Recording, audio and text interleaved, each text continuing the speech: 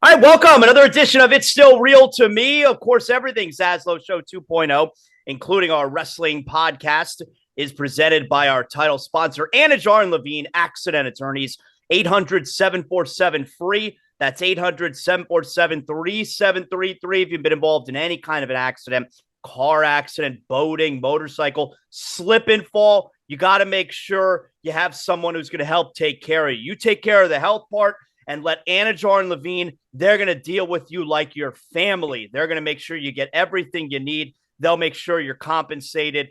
Call Anidjar and Levine right after you call 911. You got to get them on the phone first, and then you get an attorney. 800-747-FREE. That's 800-747-3733. Joey Levine joining us here as we are back at it early Sunday morning. A happy Mother's Day to all the mothers out there. Appreciate you fitting in another edition of It's Still Real to Me today on Mother's Day. How are you this morning? I know you're coming at us live from Jersey, right? Yes, sir. I'm up here in Westfield, New Jersey, visiting the family. Happy Mother's Day to everybody. Ready to break down another week. We're happy to be talking about AEW a little bit again. Big things coming out of AEW this week, so I'm ready to talk about that. Yeah, I think AEW had a really strong show. Dynamite, I think SmackDown was a very strong show. Look, you really, if you're WWE, you really got to have your head up your culo if you can't come up with a strong Raw and a strong SmackDown when you have two triple threat matches followed by the semifinal one-on-one to lead to your championship match at Night of Champions. I mean, that's a given. Raw and SmackDown are going to be very good shows. Oh yeah, yeah. But I will say I'm surprised to hear you say that you thought SmackDown was a good show because I think you're a little disappointed, Zaz. Well, so yeah, and so we'll get to that. Of course, Joey's referring to who ended up winning on SmackDown because I've been pulling for Edge to be the guy before we even knew the participants. Before we knew the 12 participants. We took a stab at who we thought they would be. Some we got, some we didn't. But for me, it was Edge. All right. Edge is going to win back the world. Like, this belt is clearly, it's the world title. It's the big gold belt. They've slapped a big WWE logo on the front of it, essentially. That's how they're presenting it to us. And by the way, I've gotten more and more, I'm getting more acclimated to the idea of it being a legit world title. I do like how the SmackDown crew are playing off of Paul Heyman calling it a consolation prize. I do like how they've added that to the story, but I am starting to get used to the idea that it's not a consolation prize. It's a legit thing. And I thought that Edge is ripe to finish his story, to get back the world title that he never lost. I mean, what are we talking, like 15 years ago, world title that he never lost.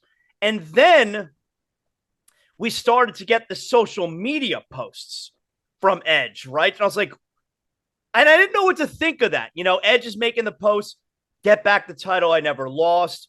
I win that title. I ride that reign out. And then when that's over, it's over. I'm like, okay, this might be a real thing. This might be the direction they're going in.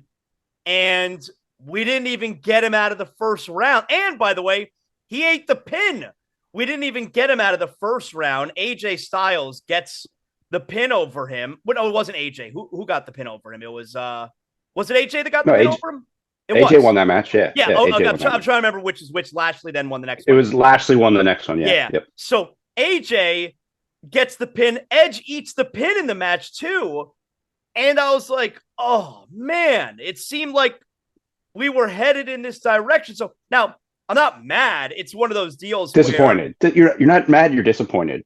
I was disappointed. I never get mad at that kind of stuff. It's like, if I'm watching Game of Thrones, I always use Game of Thrones as the example when we talk about this kind of stuff. But it's like if I'm watching Game of Thrones and, character X didn't do this, and I thought he was going to do this. Like, I don't think the show was bad that week. It was just, all right, yeah. I wanted that to happen. It didn't happen, Pro wrestling fans are weird like that. If the thing you want to happen doesn't happen, you're then like, oh, SmackDown sucked this week.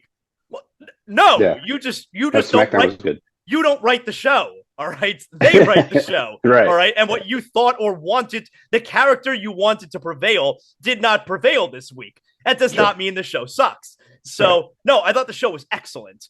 But yeah, I was totally bummed. Edge is a legit champion. Joey, it's not like them putting the tag titles on Lita. All right. Edge is a legit, believable world champion. Yes. I don't know.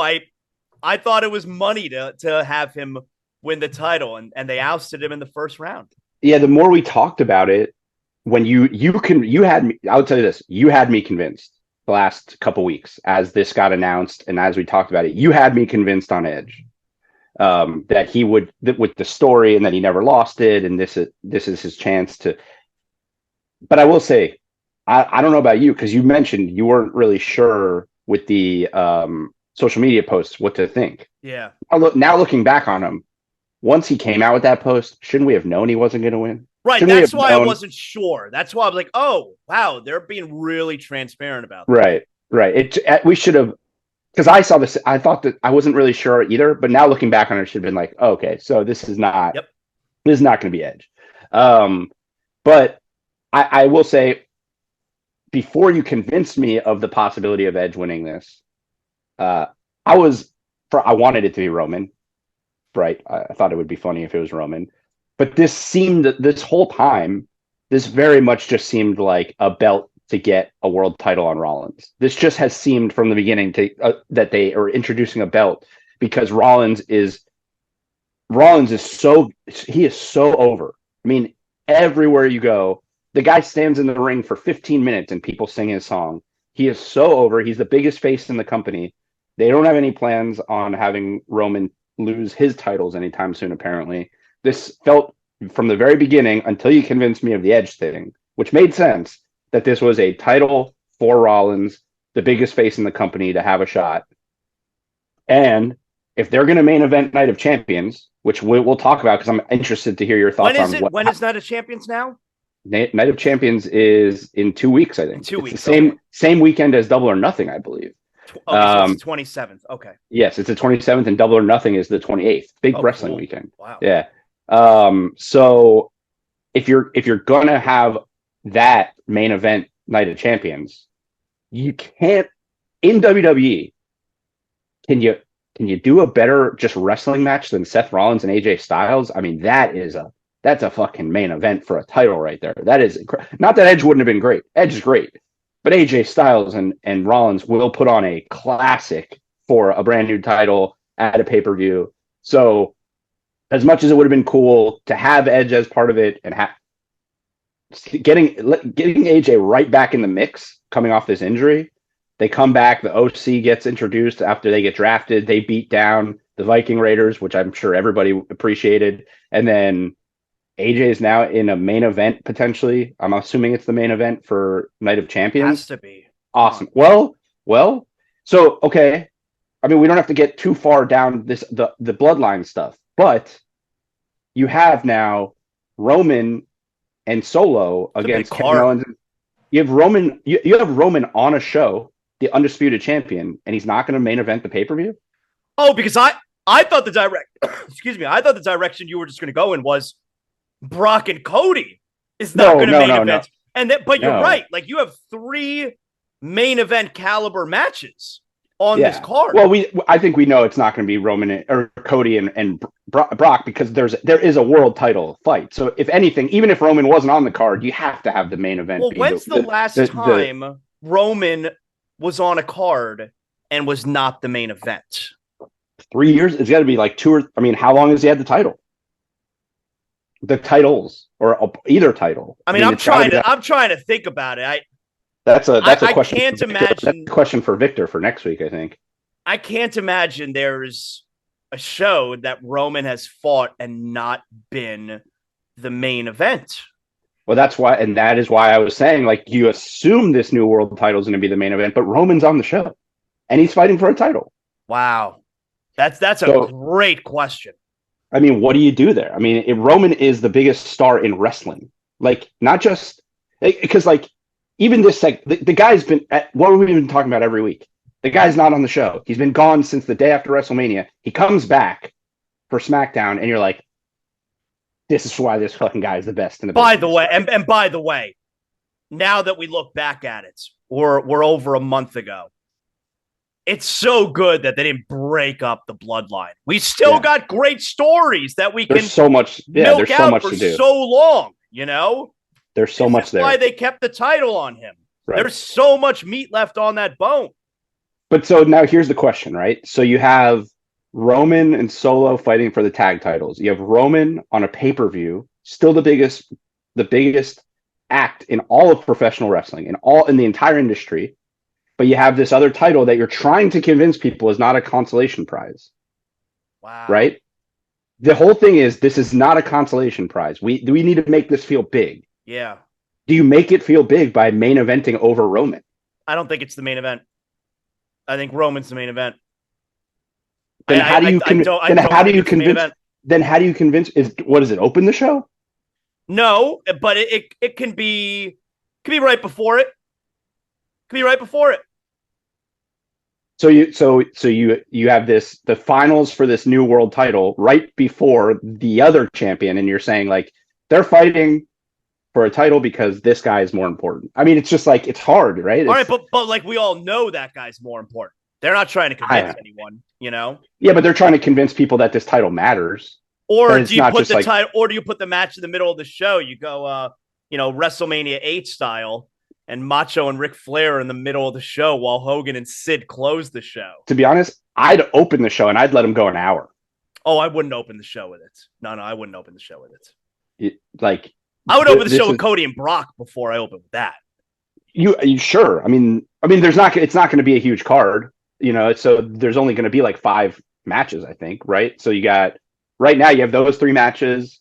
It looks like they're doing maybe Rhea and Natty. Is that where we're headed? I don't know. Right. And then, I guess it's Night of Champions. And so I guess they're all going to. You're going to get Bianca and Asuka again, which is insane. And then I guess did they announce that they're doing? I think they announced they're doing a battle royal for the number 1 contender for Gunther. Oh, I didn't know that. That's cool. I love a battle royal. Unless somebody there's a lot of fake graphics going around on Twitter these days. But I like there's a lot of people making photo that I see, at least. Maybe my timeline's all jacked up, but I see like fake, like what if this match happened? So I don't know if somebody created that or if that's an actual thing. And I think all the belts have to be represented. I think we got to have a US title match. What do we do with Theory? I mean, whatever. We're getting ahead of ourselves. We still have 2 weeks, but anyways, not that long. Yeah, it's not that long. Yeah, you could start with Cody and Brock. Would be a great start. But you could also just, if you want to make the belt feel important, you start with these guys, finals of the championship, and let them have the longest match and just go. And make it feel like this is the work. Obviously we know the IC title is the workers title, but maybe it's like this is the workers, because aren't they sort of positioning this as like this is the workers heavyweight title?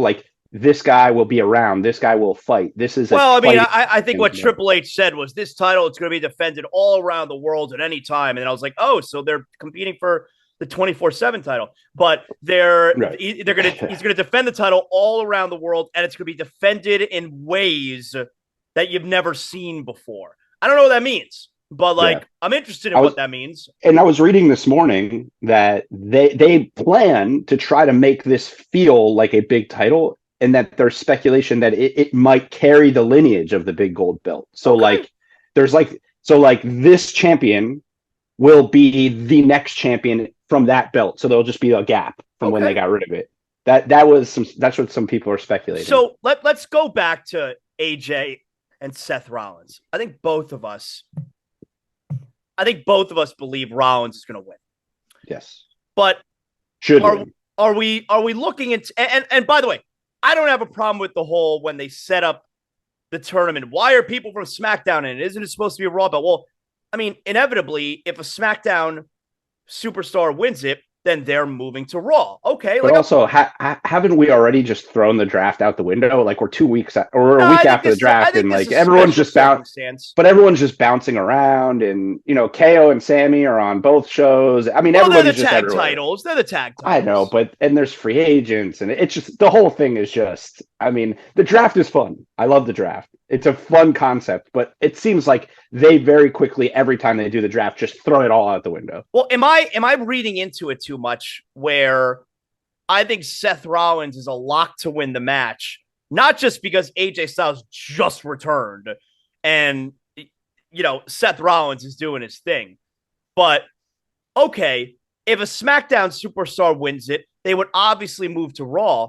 But if AJ Styles then wins it, the whole OC. OC is moving to Raw? Like, that's weird. I don't think that would make a lot of sense. And I certainly don't think it makes sense to split AJ from the OC, because then the OC, they're kind of bullshit right now if they don't have AJ Styles. Like, they all just returned. You got to do something with the OC. So they're not going to split them up. And just because AJ won the title, why should that mean all of a sudden 4 new people are moving to Raw? That's stupid. So I feel like it's a little bit of a tell there that AJ's not winning the match. I mean, it depends on what they see for the OC, because right now there's 3 hands down, not even close, top level factions in WWE. Oh, okay, yeah. Mm-hmm. Right? So you have the Bloodline.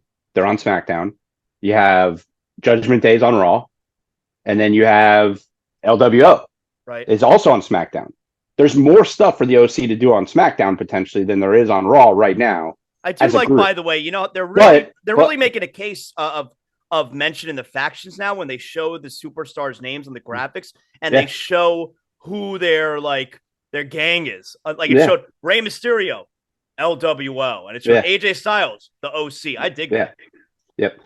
But you could have AJ win, and there's a lot there between still. I mean, I know they've kind of done some stuff, but there's a lot there between Finn and AJ. Like, you could do some really good stuff with the OC and Judgment Day on Raw. But again, moving the whole OC, like, why is the whole OC moving? They were drafted to SmackDown. Because the draft doesn't matter. Because the draft doesn't matter, and they've proven this time and again with the draft. It goes out the window within a month. Like, they from the beginning of the draft that they did in WWE, people are immediately just flip-flopping shows. Like, it's just like, and so, I mean, they did it with this title. Like, they're like, this person could just come over if they win the title. And by the way, all the titles are mixed up anyways. All the titles are mixed up on all the shows. Well, so let's get to that. All right. While I hate the whole let's swap titles, you saw that with the Street Profits and I think the Usos a few years ago, right? Mm-hmm. Where they switched the tag team titles when they were drafted to the other brand. You saw it with Charlotte and Becky, which apparently was like, the end of their actual friendship. It was a whole big to-do with the way that actually went down on television. I hate the whole handing the titles to each other, but I don't understand what the hell is happening right here, because you have Rhea on Raw, and she's blatantly the SmackDown champion. And you have Bianca on SmackDown, and she's blatantly the Raw champion. And we're not explaining any of this? Well, I don't understand what's happening. And they're also, the segment on SmackDown that was interrupted by Asuka, which will now set up that feud again, inexplicably also. Well, I like it because when they first fought, it was clearly babyface versus babyface, and now Asuka's clearly heel. Like, I'm okay with it. I dig. I agree with. I here's what I don't agree with. Make Bianca the heel. No one is gonna boo Asuka. They're not gonna boo Asuka. Everybody loves her. People are starting to sour on the Bianca character. John Cena. Like, people want to boo her. They could take. Are we doing John Cena or are we doing Jane Cena? I think it's John. Well, it could be either one. I thought it was Jane Cena. John Cena, Jane Cena, either one. But people, I think, are ready to boo her, and she also could be a complete badass as a heel. As you mentioned in NXT. No, they're not going to boo Asuka. They're not. They're going to have another case of this heel who is a great heel, but is so good as a heel that everyone just cheers her. And then it's just going to be two faces again. It's going to be the same exact program they ran before. But,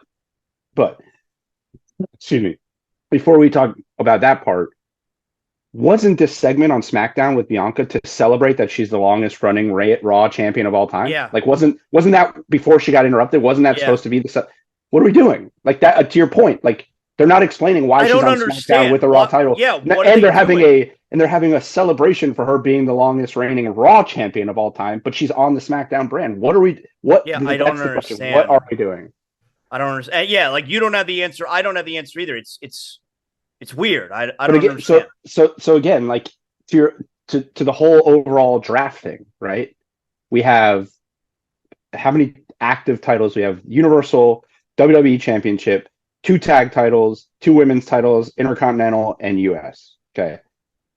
The tag titles are owned by one team for both shows, so they can go wherever they want. The women's titles, the Raw is on SmackDown, SmackDown's on Raw, so we don't know what the hell's going on there. And then the other 2 titles are on one guy who apparently is just on one show because they're introducing this other title on this other show. But let's see what happens. I think this guy could go to whatever show he wants because he's. And then you have the other 2. He was drafted. But I guess the thing is like there's so much uncertainty around what the hell is even happening with all the titles. How can you stick to the draft when you're going to need people to bounce around because you need to figure out what the hell is going on with the titles in the first place? It's just I don't get it. I don't get that part. It's a very weird. The only titles that we know for sure are only on one show right now are Intercontinental and US. So I want to hit on one more thing with WWE before we get to AEW because AEW Dynamite was really good this week. Roman Reigns finally returns. And we finally get him in a ring or at least some type of confrontation with his cousins, who he has not addressed since losing at WrestleMania. That segment on Friday night was awesome. The segment ends and I'm like, that shit was so good. Roman is so good. It was, and you knew the direction it was going into, and Roman just nailed it in the end. Where I'm going to be dedicating our tag team title win to the greatest tag team ever, Alpha and Sika, the Wild Samoans. Like that was so perfect. The way he delivered it, the way they wrote the whole segment, face mushing Jimmy. Jay has to be the one to kind of cool things down, although you feel like there's an ulterior motive coming with Jay. I feel like Jay's kind of, hiding what he's eventually going to do to Roman. But isn't this just sort of like yes, but it's also kind of like full circle because wasn't in the beginning, wasn't in the beginning of the whole bloodline thing, wasn't a lot of Jay taking the shit from Roman was to protect Jimmy. Yeah. So, and now he's doing it again. So it's, I think that's clear. Or not clear, but I think because they were, also Jay came back from his hiatus. Right. To protect Jimmy. Right. Yeah. So yeah, I was going to ask you, how long can we go? Like, is that a SummerSlam or is that Mania? Because that's obviously where we're finally getting Jay and Roman again. Yeah. I don't know. And then the other thing, we get it though. I'm hoping we get it, man. And then the other thing about that segment, and I've been alluding to this, I feel like for months now. If you are paying attention to the background of that segment, Solo is conflicted. He doesn't know what to think about this. He doesn't know what to think about all this. His brothers are getting tortured. He doesn't know what to think about this. He is going to turn on Roman. At some point, he's going to turn on Roman and help his brothers. Well, I think we're way down the road if that's happening. Sure, but I think you know what? It might be SummerSlam. Roman and Solo versus the Usos. Do you think eventually? I think the Usos are going to cost Roman and Solo the tag titles at Night of Champions. Oh, you don't think they're winning? No, I don't think so. I just don't. I don't. People are losing their minds on social media, by the way. Like the idea that Roman could win. The idea of Roman walking around with 4 belts makes people lose their minds, and I think it's the coolest shit ever. I think it's great, and I think it's going to happen. I don't think so. I just don't.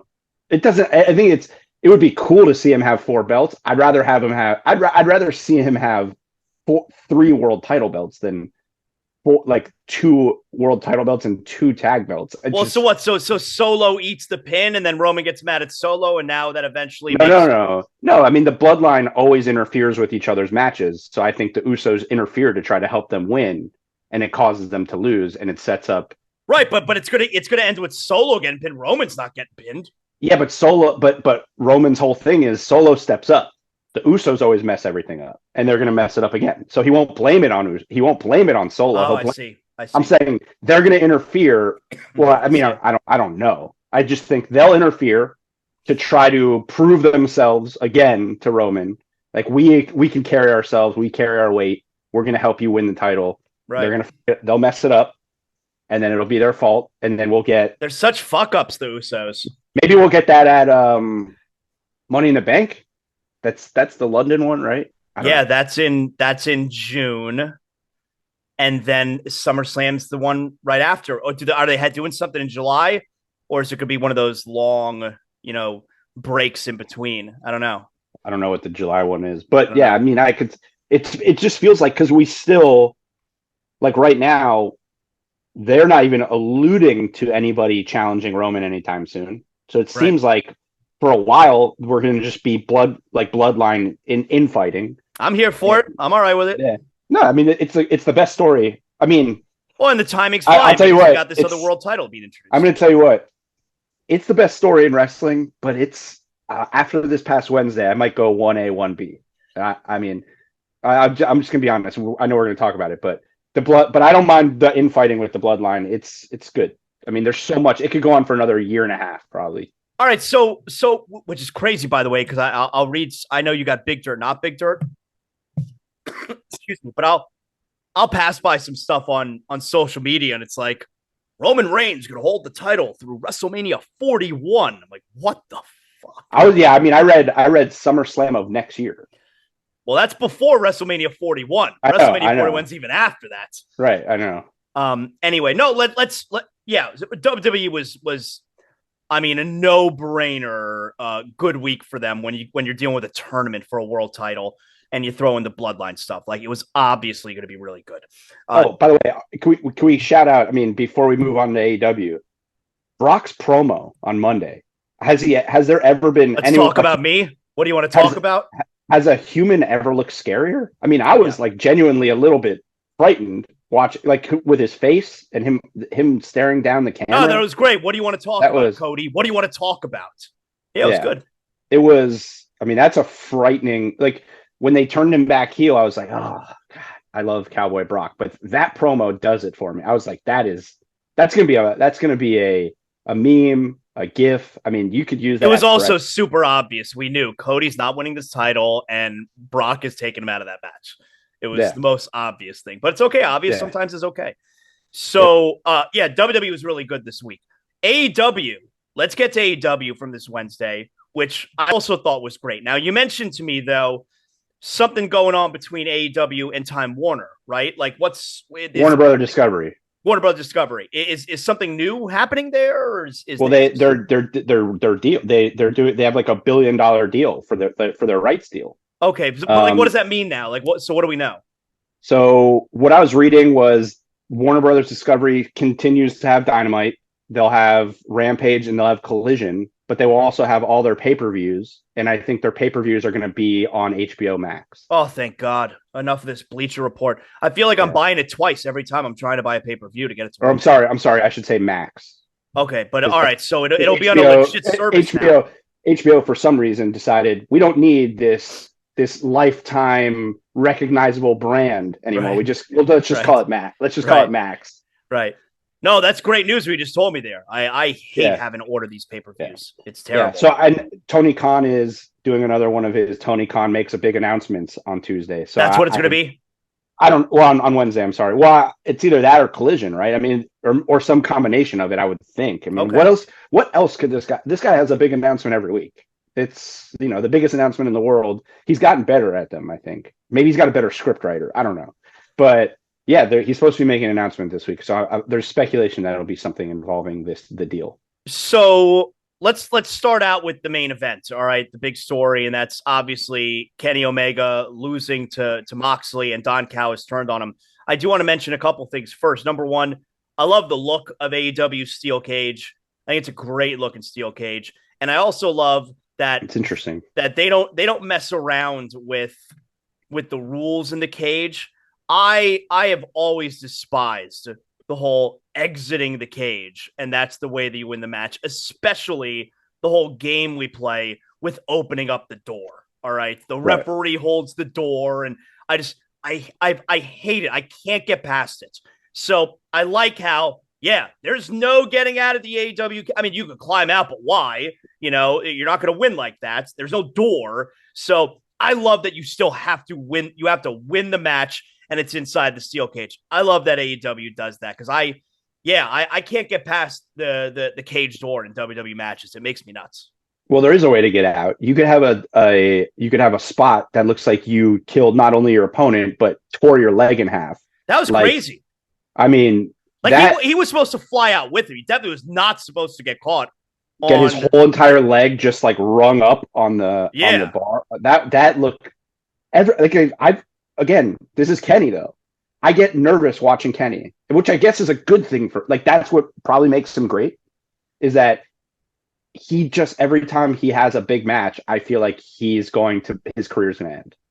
There's a spot in every one of his big matches where I'm like, he can't survive this one. He can't. How about the glass shards, man? Like it's a little much.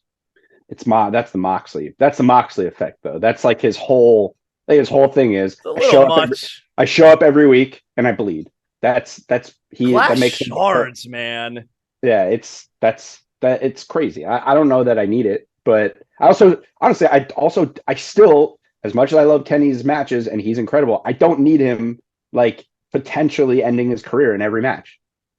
Every match is not the biggest match. I mean, I know that's not necessarily the way to look at it. They probably don't look at it that way. And I know this was touted as a massive, like almost kind of like a blow-off match for the two of them. But man, they do some shit where I'm just like, I get nervous for that guy because he's not young. He's been doing it for a long time. Did you see the Don Callis turn coming? Because no, I didn't see it coming. I know a lot of people were like, yeah, we all knew it was going. I didn't see it coming. Who knew it was coming? Come on. I didn't see it coming. I thought Takeshita was going to turn on them at some point and join Blackpool Combat Club, which that seemed after they made him bleed and the whole thing. That's what I felt was coming. I did not see the Don Callis thing. Well, so what's Don Callis's MO here? I mean, I think maybe he brings. The only thing I can think, I don't think he's joining Blackpool Combat. I don't think he's with those guys. That wouldn't make any sense. I don't think so either. I think it's Kota Ibushi. That's who Omega's going to fight at Forbidden Door. Maybe, yeah. I mean, it just feels like something like that. Like I don't know, like what, because the Don Callis, the only person that Don Callis has a relationship with, storyline or real life, that would make any sense for him to turn on Kenny for would be Jericho, and we know that's not the case. Mm-hmm. And that goes all the way back to New Japan when Jericho and Kenny Omega did their whole thing there. But there's been, I mean, Kota Ibushi's been a free agent for a bit, and there's been a lot of speculation, and even on on Being the Elite, there's been these segments where they're celebrating that Takeshita helped them, and Kenny's really not paying attention, and he's off to the side, and he's texting somebody, and he's just not really focused. They've been sort of teasing the Kota Ibushi return, and those guys, their tag team, they're like real life, I think, best friends, if not best friends, very, very close. They were all the time, his time in Japan. They had the tag team Golden Lovers. Kota Ibushi has tagged with the Young Bucks, Golden Elite. It just makes sense that whatever the reasoning is, which we'll find out apparently on Wednesday, Don Callis will explain his reasoning on Wednesday. It seems like that. I don't know what else it could be. I don't know who else. Right. I don't know who else gives you the reaction of Don Callis turning on Kenny like that. Like if it's just like Takeshita is my guy, I'll be very underwhelmed. Yeah, that's stupid. You're abandoning Omega for that? Yeah, there's got to be something huge, and I think Kota Ibushi's debut with Don Callis and Kota Ibushi as a heel, Kenny as the hero would be pretty cool. Okay. The match was great. Match was awesome. Yeah. It was awesome. Yeah. I could also I think I'm done with stabbing the guys with the screwdriver. It feels a little close to murder. It's weird to me. Also, it's just like, I get it. Like, I get, like, you can't just have like a knife, because that would be like really attempted. Like, they would really be like probably get in trouble. I mean, Drew McIntyre used to swing a sword. at some dudes. Right, but he never actually tried to stab he them. never connected. Right. Yeah, he had bad control with the sword. But like I'm done with the stabbing. Yeah, it's just weird, but it's also just a weird, like, the Black Bull Combat Club, the most violent group. They beat the shit out of everybody. Jon Moxley gets hung, and he has this match with explosions and barbed wire and this and that. And their big thing is that they carry around a screwdriver. Mm-hmm. Like, that's their big thing, is a screwdriver. Like, I mean, all right, I guess that's intimidating. But if I was going against Blackpool Combat Club, I probably wouldn't be that scared of a screwdriver. I don't know. The other big story, though, from Dynamite, your boy Miro's back. Yeah. Walking into Tony Khan's office, like, what's he gonna tell him? What's up with Miro? What do we got going? What's cooking? I'm guessing. I mean, he's going to probably be. It's probably something with Collision, right? I'm sure he's going to be, because there's still like sort of this stuff out there that it's going to be like a soft brand split. Certain guys will be on Collision, certain guys will be on Dynamite. All right. I mean, he's been gone forever, and then I mean, Miro's the big deal. Miro's the big deal here. You see, but also, Lana was second row at Backlash. Yeah, and she was posting all stories. With all the she was with Damian Priest. She was with Liv Morgan. She was with a bunch of them. She was in the family and friends section. Yeah. Thunder Rosa showed up too and talked to Tony Khan. So I don't know. Maybe this is the beginning of people trying to get onto Collision. I don't know. Whatever. It's cool to see Miro back. I'm glad to see him in any way, because it's been way too long that he's been in the company and done absolutely nothing. Yeah.